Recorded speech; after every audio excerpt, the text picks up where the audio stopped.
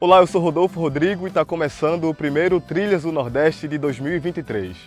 Durante esse mês, nossa apresentadora Helena Dias estará de férias. Então, por enquanto, sou eu quem vai comandar essa trilha pelo Nordeste, contando as pautas, histórias e personalidades nordestinas, sempre com o olhar do povo. O Trilhas é esse momento em que as narrativas de resistência, fartura e solidariedade da região nordestina são valorizadas.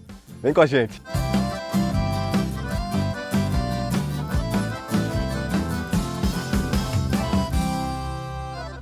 No sertão da gente, vamos até o Maranhão contar a denúncia de famílias agricultoras que estão sendo impedidas de plantar. No território da solidariedade, a gente vai mostrar as atividades do movimento Ocupa Estelita, que existe há 10 anos em Pernambuco. Aqui para nós, a prosa é com o cientista político Cláudio André, que conversa com a gente sobre as expectativas para o governo Lula. No Balaio Cultural, nós iremos até o Ceará para falar de culinária ancestral. E no que tu indica, a sugestão é de um livro que traz a perspectiva da infância no movimento dos trabalhadores rurais sem terra. Cercadas por extensos plantios de milho e soja, famílias de agricultores de comunidades tradicionais do Parque Estadual do Mirador, no Maranhão, denunciam que estão sendo impedidas de plantar alimentos na região sob penas de multas e queimas de roças. Quem traz mais detalhes é a repórter Mariana Castro.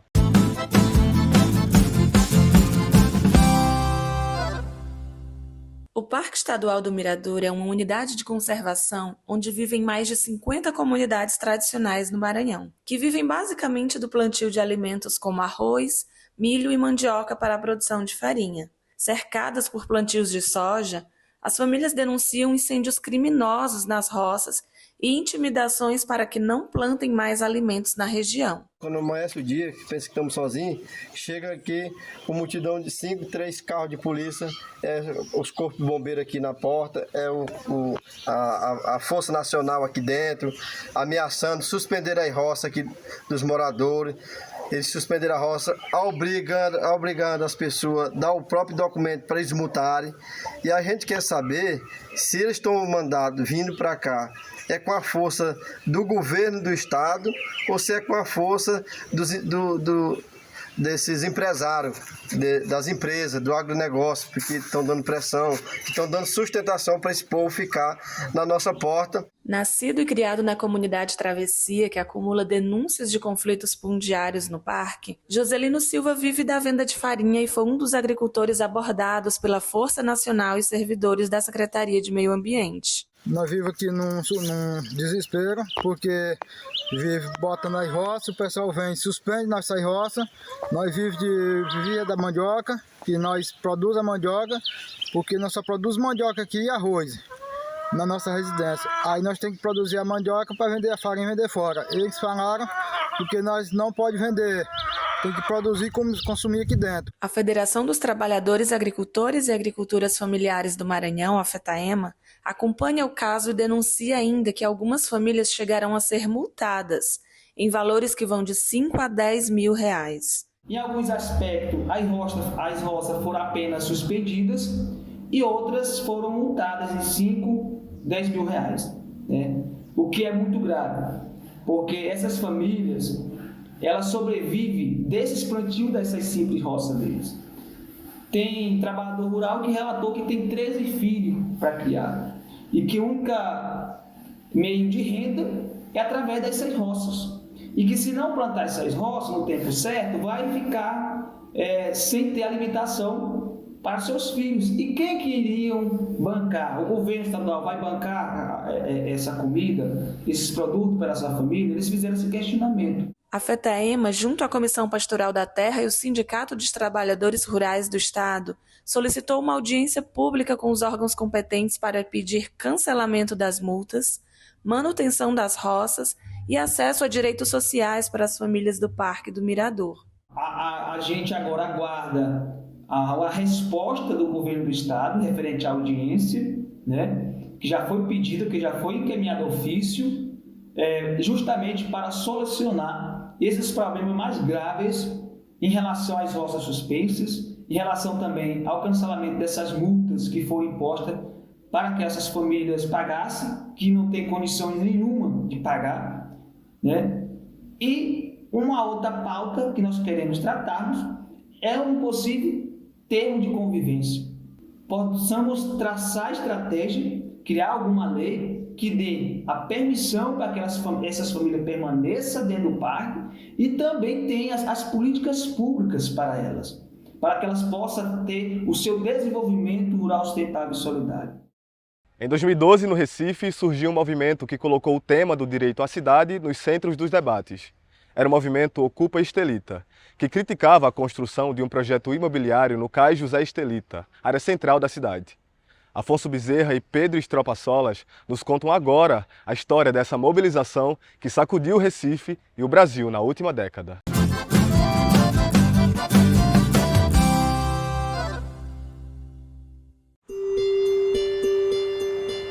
É como se um filme estivesse passando na mente de Cristina. Ela foi uma das ativistas do Ocupe Estelita, movimento que há 10 anos lutou contra a construção dessas torres, que hoje teimam em ser erguidas na cidade do Recife. A gente está tentando conversar aqui e está um barulho de trator, né? É assim, eu acho que o fato deles estarem construindo as torres é incômodo desse jeito. Ele é ele lembra a gente o tempo todo o que a gente perdeu.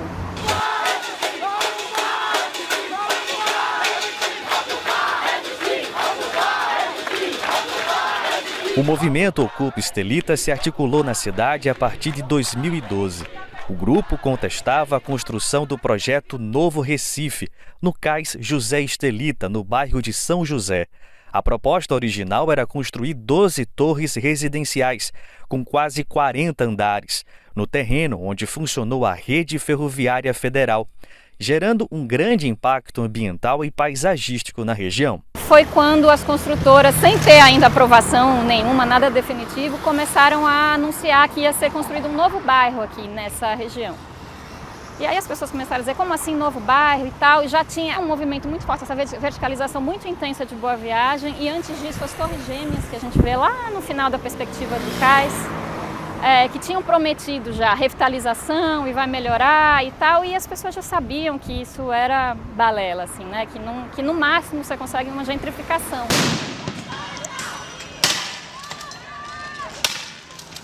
Foram anos de resistência, confrontos físicos com a polícia e embates judiciais contra as empresas e o poder público. Acho que esses dois são os elementos centrais, né? A questão do projeto em si, quando a gente começa a ver os 3Ds e o projeto em si, como ele é eficaz, e essa concretização, materialização da segregação, né, na cidade.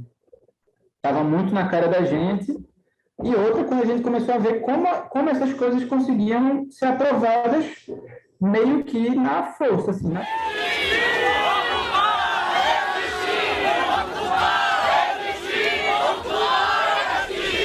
Os manifestantes denunciaram uma série de ilegalidades no projeto, como o leilão do terreno, a ausência de pareceres técnicos e o subfinanciamento da venda do espaço. Na época, o tema do direito à cidade fervia no país. O Ocupe ocorreu simultaneamente às mobilizações de junho de 2013 e os protestos contra as remoções da Copa. A mobilização começou pelas redes sociais. No Facebook, o grupo Direitos Urbanos reuniu mais de 30 mil participantes. Das redes, o movimento foi para os espaços institucionais e chegou até a ocupação do terreno, adiando a construção dos projetos. 12 torres no cais, 12 torres a mais. O principal aspecto também que era questionado nesse processo como um todo era a falta de participação popular. O movimento... era muito questionado várias vezes, as pessoas perguntando o que é que o movimento quer, e o que é que vocês querem? Vocês querem esse lugar abandonado para marginalidade, babá. O movimento não queria dizer o que deveria ser feito no cais. O movimento queria que houvesse um processo democrático de definição do que seria o cais. Nas ocupações no cais, havia uma ampla mobilização. Aulas públicas, festivais, experiências de hortas urbanas, protestos e debates sobre modelos de cidade. Após a reação do movimento, o projeto original sofreu uma série de adaptações, como a diminuição dos pavimentos e criação de infraestrutura pública na vizinhança, como ciclovias e praças.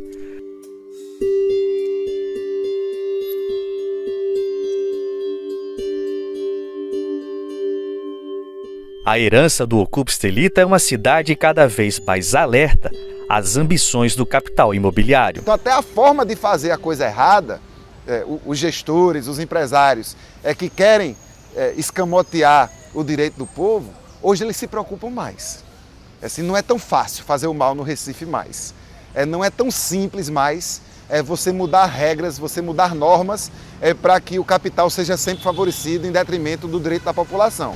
Qual era o tamanho do sonho? Que não era um sonho para esse terreno, era um sonho de projeto de cidade, né? Então eu acho que a gente está num momento agora, pós-eleição de 2022, em que a gente ganhou, né? O lado progressista ganhou. E aí a gente está vendo o lado que não sabe perder. Isso aqui é sobre saber perder também.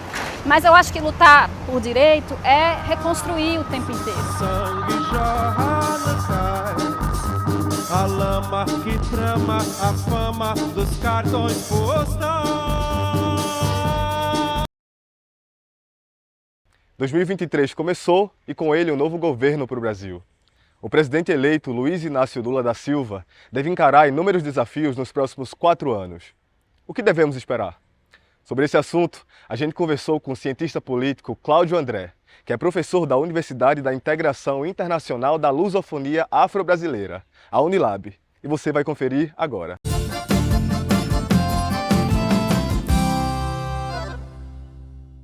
Olá, nós estamos aqui com Cláudio André, que é professor de Ciência Política da Unilab, a Universidade da Integração Internacional da Lusofonia Afro-Brasileira. Seja bem-vindo, Cláudio. Obrigado, Rodolfo. Luiz Inácio Lula da Silva assumiu a presidência da República neste domingo, dia 1º, para o 3º mandato, 12 anos depois de deixar o cargo. Levando em consideração o governo que seguiu até 2022, o que é que a gente pode esperar nos primeiros 100 dias de governo Lula? É uma tarefa gigantesca reorganizar o país do ponto de vista burocrático. Eu penso que essa será a primeira tarefa do governo, né? Ter uma reorganização das suas atribuições burocráticas, órgãos, né? Superintendências, ministérios, tanto sim que nós aumentamos o número de ministérios, que é uma forma, né, que se tem de organizar a burocracia a partir de pastas que terão tarefas e atribuições específicas, mas penso que nos primeiros 100 dias também o governo precisará, ao mesmo tempo, né, acenar para a sociedade um conjunto de ações que se assemelhem a pequenas reformas, tá? E acho que a pauta central, com certeza, tende a ser o combate às desigualdades. Essa é uma situação alarmante que a gente passa no país, que decorre de uma crise econômica e de uma política de governo desastrosa, feita pelo governo anterior. Essa nova gestão promete ser marcada por uma expansão da participação do Estado na economia, pela ampliação de programas da assistência social, ênfase em políticas ambientais e nas demandas de minorias e classes, além do retorno de regras mais rígidas para a aquisição de armas de fogo. Na sua opinião, qual seria a melhor forma dessas medidas acontecerem? A gente vai viver uma reoxigenação da relação entre Estado e sociedade civil, pautada pela legitimidade da participação política, ou seja, da legitimidade da sociedade estar organizada e colocando as suas demandas frente ao Estado, e obviamente, que, né, direcionado ao atual governo. Então, é muito importante que essas medidas elas sejam debatidas com a sociedade, que haja um diálogo político e republicano em torno, né, do que se deve ter em relação ao ideal do ponto de vista dessas políticas públicas. O que eu consigo perceber, e isso está muito presente no discurso, né, do presidente Lula, também presente no discurso dos ministros, né, que assumiram as respectivas pastas, é que há um sentimento, né, de que o país deve marchar para outras prioridades. E, principalmente, né, como você já colocou, né, você tem a pauta ambiental, a gente tem, ao mesmo tempo, um combate à violência se traduzindo na diminuição da circulação de armas de fogo. Aliás, esse é um grande desafio para o governo Lula, decorrente da polarização. Então, o governo precisa aumentar sua capacidade de diálogo para que ele aumente, né, a sua popularidade, para que ele consiga, inclusive, trazer segmentos da sociedade, inclusive que votaram no presidente anterior. Então, é muito importante que haja diálogo e o retorno da participação, o retorno, né, da construção de políticas públicas que passam pela etapa de ouvir a sociedade. Isso é muito importante e fortalece a democracia. Lula defende para seu terceiro mandato uma política econômica desenvolvimentista e uma reforma tributária solidária, justa e sustentável, que simplifique tributos para que os pobres paguem menos e os ricos paguem mais. De que maneira isso pode acontecer? Vai ser inexorável que haja, de fato, um diálogo, né, do governo atual com o Congresso para que haja uma reforma que consiga, inclusive, corrigir, né, o imposto de renda, a tabela do imposto de renda para a pessoa física.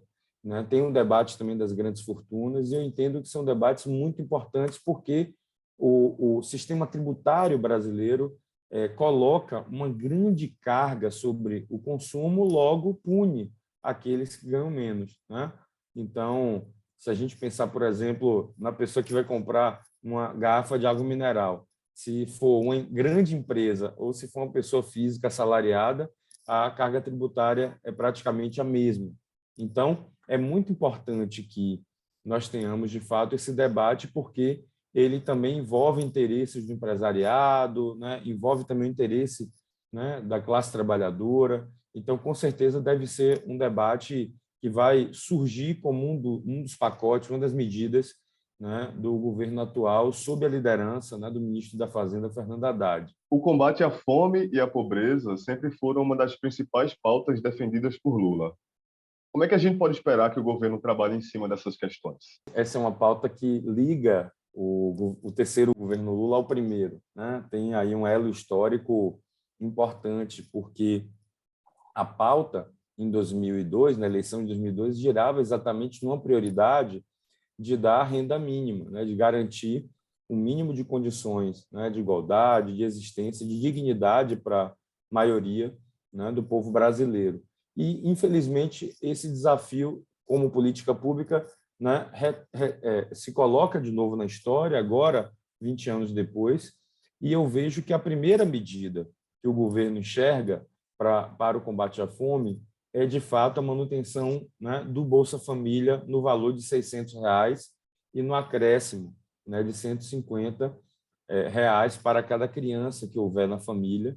E entendo que essa é a principal medida imediata, portanto, para conseguir fazer com que a gente dê segurança alimentar à maioria das famílias brasileiras.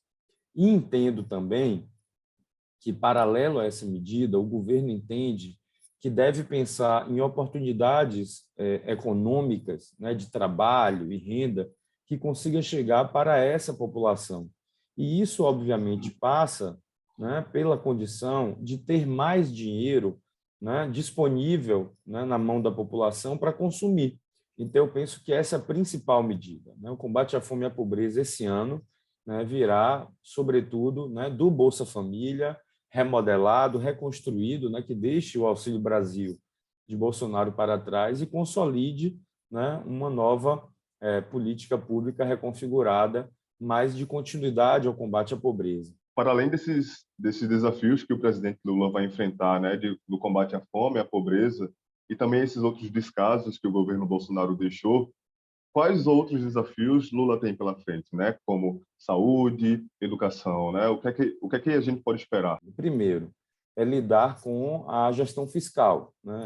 Essa é uma demanda não só do mercado financeiro, mas passa a ser uma demanda importante, né, que o governo precisa pensar na gestão fiscal para que dê segurança e gere confiança, né, sobretudo para os líderes empresariais e para o setor econômico, né, do país. Penso que tem outro desafio posto, que é a infraestrutura. O país está sucateado. Assim, se a gente pensar, por exemplo, aqui no meu estado, na Bahia, assim, você tem problemas que envolvem as rodovias federais, sabe? A manutenção das rodovias federais. Então, essa é uma demanda que, de fato, vai ser colocada por esse novo governo, né? Pensando na infraestrutura de uma maneira geral, não só a rodoviária, tá? Mas pensando, inclusive, nas obras paralisadas. A gente tem uma situação na educação que é grave, né? Que praticamente ao desmonte de algumas políticas públicas de avaliação, né, do sistema educacional brasileiro. Então, eu penso que novos programas terão que ser revistos e estudados. Então, isso gera uma complexidade que também envolve decisões técnicas, né? Não é só um debate meramente político, mas precisam ser operacionalizados de uma outra forma. E, obviamente, que também nós vivemos um colapso das universidades, com o corte de bilhões de reais do orçamento nos últimos anos, e essa é uma demanda fundamental para que a gente faça da universidade também uma política de inclusão e acolhimento, né? A saúde, a gente vai continuar com muita demanda por conta não só da pandemia, mas da necessidade de dar atenção ao povo brasileiro, e isso demanda cooperações interfederativas com estados e municípios. E, para finalizar, nós temos a demanda da segurança pública. É preciso refazer as demandas e as políticas de segurança pública em nível nacional, de diálogo também com estados e municípios, e, por fim, o meio ambiente. A gente agradece a sua participação aqui no Trilhas do Nordeste, Cláudio. Muito obrigado. Obrigado, Rodolfo. Eu agradeço a oportunidade. Empada com cuchá, feijoada, aluá, uma bebida de origem indígena, bebida feita com ervas, mel de cana, entre outros preparos inspirados na culinária indígena e de povos afro-brasileiros, fazem parte da culinária ancestral. Uma forma de cozinhar que busca a valorização da comida de terreiro e indígena, através de um ritual que apresenta novos hábitos e a disseminação de tradições. Nossa repórter do Ceará, Camila Lima, mostra pra gente as raízes da culinária brasileira.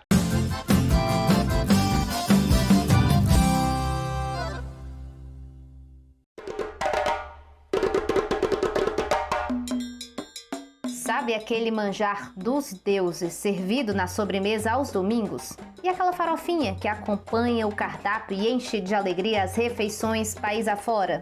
E você pode até nem saber, mas diversos pratos que compõem a culinária brasileira fazem parte também da chamada culinária ancestral. São receitas que passam de geração em geração e são símbolo de resistência. Tanto que nas religiões de matriz africana, elas são consideradas também comidas ritualísticas, aquelas que são oferecidas aos orixás.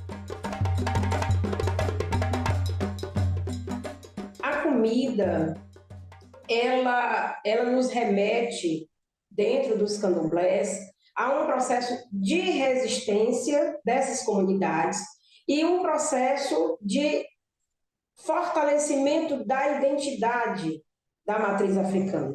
Então, eu estou falando aí de uma comida que você oferece para esse orixá e, ao mesmo tempo, é uma comida que alimenta a nossa comunidade. Uma das mais famosas é o acarajé, mas a variedade desse cardápio que transita na mesa da população brasileira, a mesa dos santos, é grande. É a comida como forma de mediação entre o mundo material, que é o nosso, com o mundo imaterial, que é o dos ancestrais e orixás. Então, muitas das comidas que hoje a gente considera comidas afro-brasileiras são comidas que nascem, né, dentro dos candomblés, como ressignificações de comidas que são feitas até hoje no continente africano. Durante muito tempo, falar de cozinha ancestral era como símbolo de pobreza e fome, né? Porque normalmente as comidas ancestrais, elas vêm da resistência mesmo, entende? O mucunzá, né, que é o milho com a água, depois foi vindo com leite, pratos que eram pratos realmente da necessidade. E eu percebia que as pessoas tinham vergonha de falar que gostavam disso, porque era como se assumissem, e com vergonha, uma situação econômica. A mãe de Dida sustentou a família com o tabuleiro de acarajé. Hoje, a filha aposta nesses elementos para dar nova cor à sua cozinha e ressignificar a importância da cultura alimentar brasileira. E aí, durante muito tempo, a gente sofreu muito preconceito, muitas agressões, muitos xingamentos, entendeu? Ah, macumbeira, entendeu? E aquilo ali tirou a nossa família da fome, né? Apesar de todo o respeito com o orixá, com a comida ritualística, que é, no caso, o acarajé também, porque até pipoca é ritualístico. E hoje em dia, eu sinto muita alegria de ver que esse cenário está mudando. São alimentos e tradições que fazem parte do nosso dia a dia, mas que muita gente ainda desconhece essas raízes. Convive com muitas tradições das religiões africanas, né? Desde, tipo, usar um branco no Réveillon, a coisa das 7 ondas. A comida está por aí também. O acarajé, por exemplo, ele foi muito importante na sobrevivência das mulheres escravizadas alforriadas na Bahia. A feijoada, ela também tem uma ancestralidade que muita gente desconhece. Então, isso é a mesclagem entre o que é do dia a dia, do cotidiano, e a comida ancestral. E no que tu indica, a sugestão é da nossa apresentadora Helena Dias, que aproveitou as férias para compartilhar com a gente o que ela anda lendo por lá.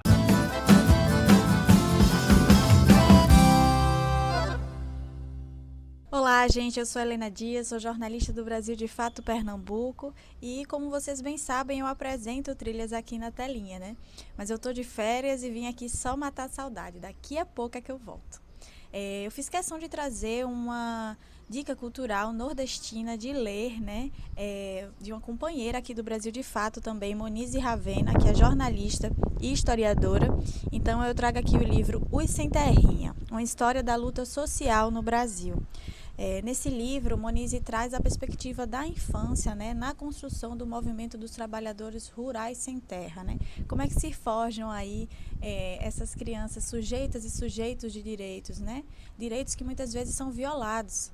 Então, o livro é muito massa por trazer essa perspectiva da infância mesmo. Eu acho que para quem se interessa pela temática essa também da luta por terra que a gente traz aqui no Trilhas, é muito importante ler esse livro. E é um livro, uma produção nordestina, né? Monize é jornalista, historiadora e cearense, então eu fiz questão de trazer isso aqui. A gente agradece por essa dica, Helena. E você também pode enviar sugestões culturais e pautas para a gente. É só falar no e-mail pautape@brasildefato.com.br. Obrigado pela sua audiência. Você assiste esse e outros episódios nos canais do Brasil de Fato Pernambuco e da TVT no YouTube. Até semana que vem, sempre nas sextas-feiras, às 9 da noite.